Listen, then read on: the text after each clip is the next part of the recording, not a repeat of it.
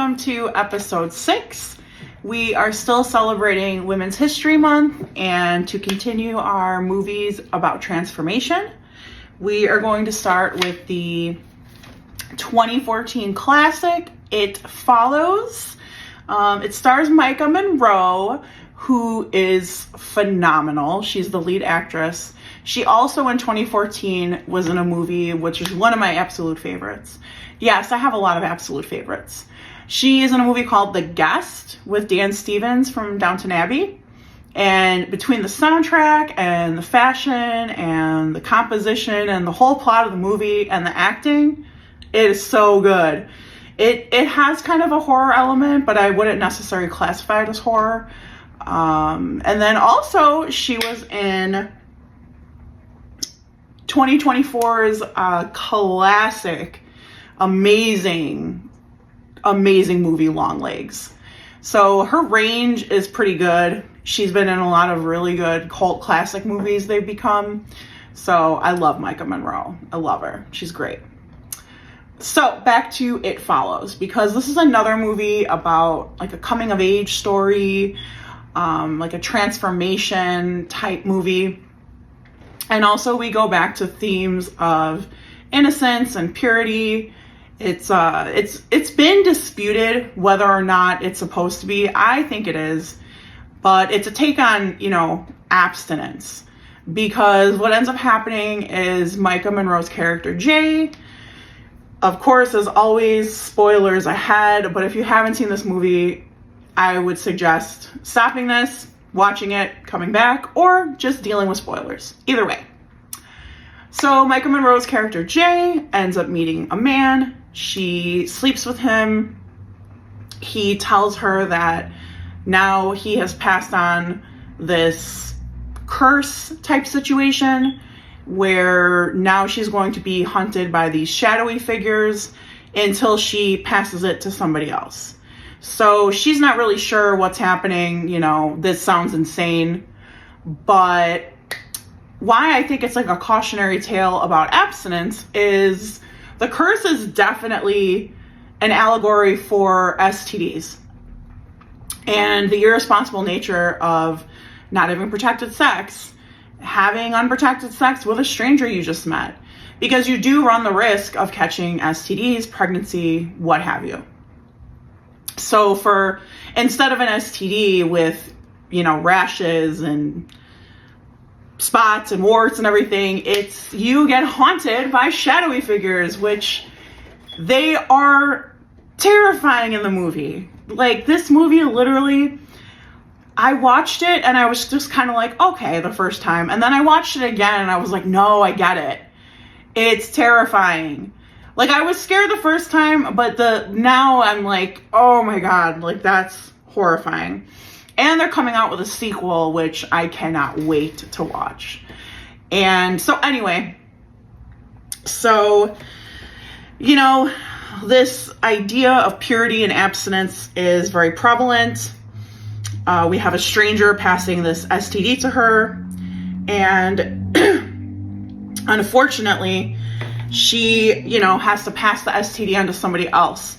Naturally, she doesn't want to do this because she knows what it is, and she doesn't want to harm anyone, especially somebody she knows. I won't give away the whole movie, but the idea that something could attach itself to you is crazy. And again, this is another movie where a man is inflicting this onto a woman, and now the woman has to deal with it. And,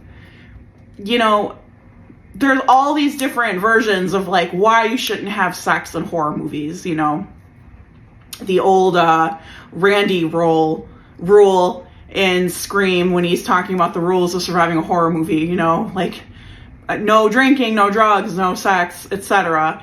It's pretty hilarious, but it's pretty accurate. So the idea that she contracts this through sex with a stranger unprotected is wild. So again, it's that transformation of her innocence, so to speak, and now she has to deal with the repercussions of being young, being caught up in the moment, things that have happened to people, but men and women, that it's not so unbelievable. Just the idea of the shadowy figures in this movie are so terrifying. So I strongly, strongly recommend this movie.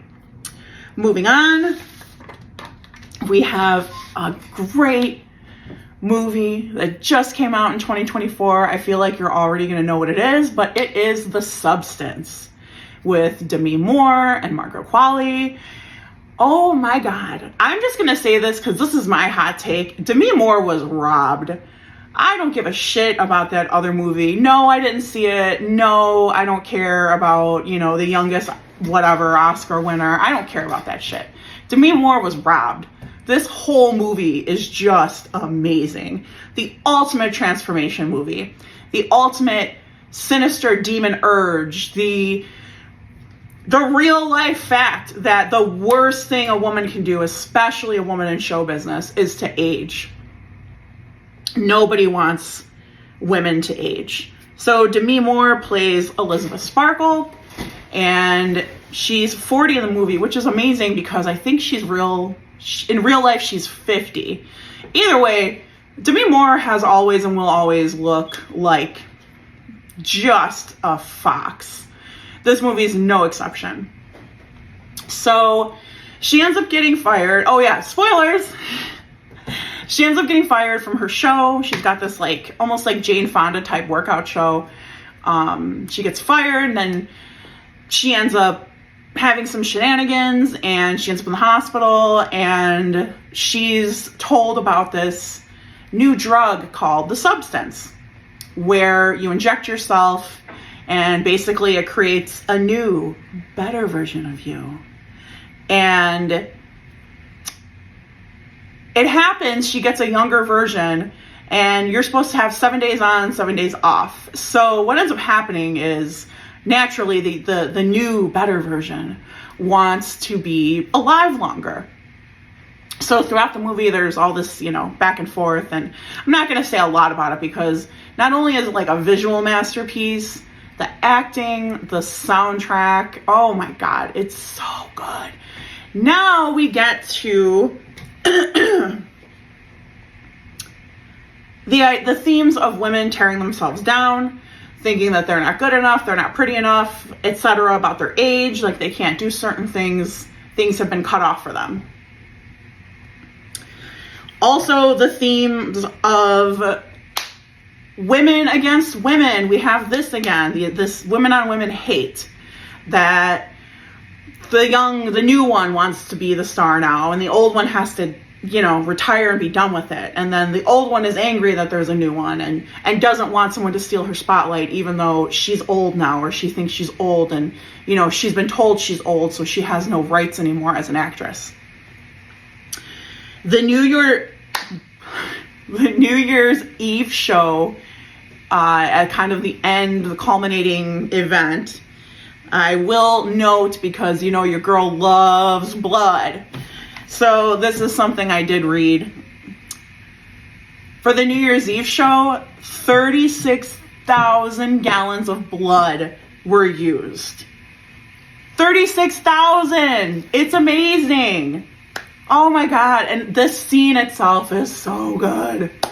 So in this movie, the transformation is definitely the use of this plastic surgery type drug in order to create a better version of yourself. There's the most amazing body horror. I mean, literally, it's a movie about transformation. It is absolutely ridiculous. And going back to talking about, Sue is Margaret Qualley's character. I guess I should have said that earlier, but nevertheless, Sue has, as the young version, oh my goodness, just the whole movie is great, but Sue, you gotta pump it up. It is amazing. So Sue actually does legit take over Elizabeth Sparkle. I don't know who makes this, but I did get it from my very good friends and little brothers, Vinny and Moses and Aaron, at the Horror House shop in Chicago. If you haven't been, what are you doing? If you live in the Chicagoland area or any of the adjoining states, or fuck, even if you want to travel to it from another country, you should be doing it. But this is pretty rad. It is a VHS of Sue's show, Pump It Up. And it actually is like a real VHS case that you can put stuff in. So that's my little shout out about the amazing merchandise now that's being made to be retro items, which I can't wait to talk about. Also, the boys that own the Horror House shop will be on future episodes, one-on-one, maybe all together. We'll see. So I'm going to play a clip from The Substance, and then we're going to go into talking about the next movie, about transformation.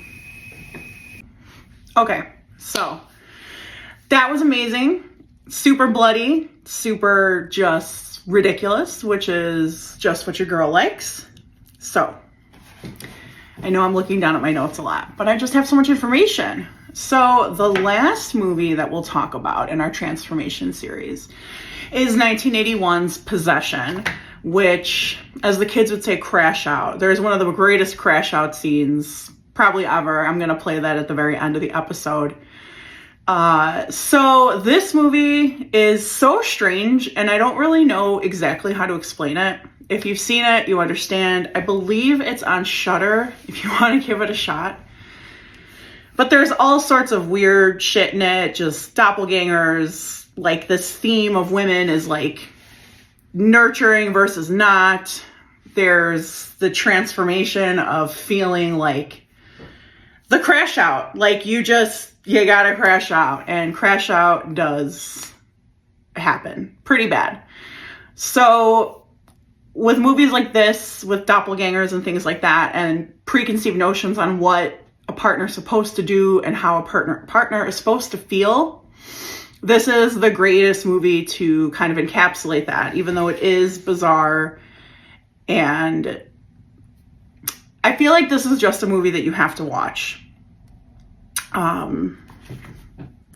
Yeah, so the director apparently was projecting what was going on through his divorce, which there's a strong element of distrust towards women, which, you know, real life situations and then like life imitating art. It seems like there was a lot going on in this man's life, because the portrayal of how a woman is and supposed to be and what happens in the crash out is fucking wild. So I definitely recommend that. Apologies for not being able to really describe the plot the way I have in other movies' descriptions, but this one is just one that you really need to see. Because it's in 1981, there's still like that very cool filming style and cinematography that is in a lot of great 70s horror movies. It just feels like there's a time period, but kind of not. So the dress and the behavior and everything and the place that the movie is set, you get a picture of like when it is. And granted, they probably filmed this in the late 70s, because I know that like movie production took a little bit of a different timeline, as opposed to like new movies and when they're released. So fantastic acting. If you're a fan of, you know, Event Horizon, Jurassic Park, a myriad of other movies, there's a young Sam Neill who plays the husband. And just everyone is acting their ass off in this movie. And you'll see in this short clip I'm going to play, this is probably the ultimate crash out in a movie. So before I conclude this episode about women and transformations, I'm going to give a quick shout out to three queens that undergo a transformation that should be having a shout out. So first one is going to be Debbie Jelinski from Addams Family Values in 1993. Oh, Debbie. Debbie plays a Black Widow killer, but at first she appears normal. She appears very, you know, she's going to take care of children, because Gomez and Morticia are having a third child in addition to Wednesday and Pugsley. And they need something to kind of you know, get everything back on track and let people kind of live a life that isn't consumed with children. Like a lot of people do, they hire a nanny. Debbie is not a normal nanny. She's not really a nanny at all. So Debbie ends up falling for Uncle Fester, Gomez's brother, and shenanigans ensue. But the reason that I'm shouting her out in the transformation is she goes from like super nice to like super insane immediately. She is so conniving and just ridiculous. And the end scene, you know, spoilers, that if you haven't seen this movie, it came out in 1993 and it's the Addams Family and like get with the program. So when we do see her actual, like, she shows who she is throughout the movie, but her like final boss stage at the end, when she kind of shows like her villain origin point, literally came from a Barbie doll. You can see the transformation at a very young age from normal to completely whacked in the fucking head. So Debbie Jelinski, you get a transformation shout out in Women's History Month because you definitely deserve it. Joan Cusack literally is an icon to me. Fantastic. The other two queens I'm going to mention are Dr. Dakota Block and Cherry Darling from Grindhouse Planet Terror in 2007.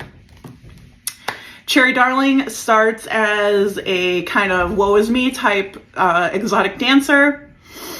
She is very down on her luck and in a very low place, you know, the ex-boyfriend and all this shit.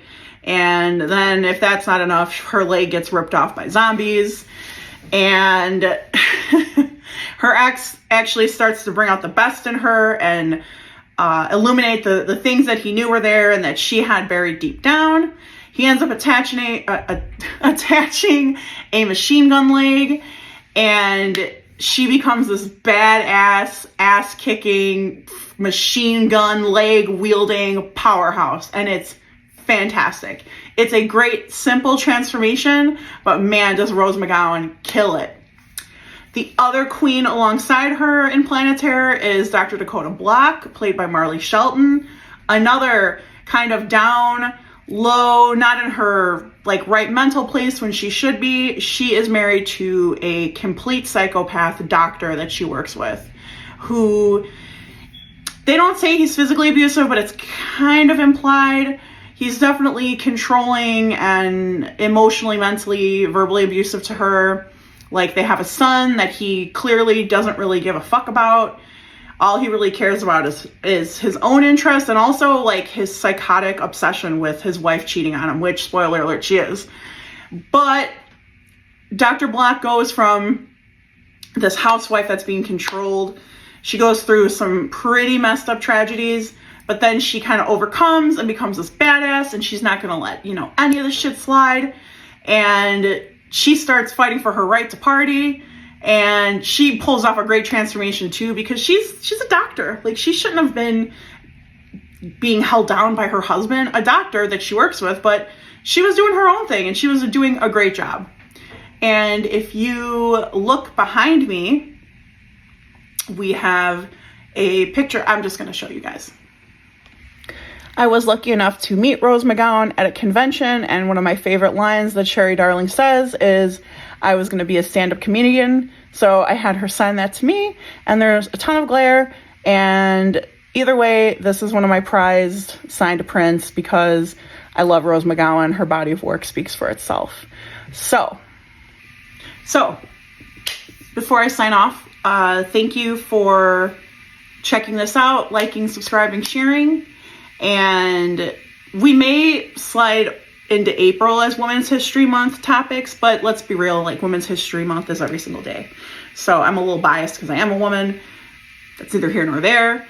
So the next genre horror trope we move into is revenge, which there are so many good movies to check out that we're going to talk about.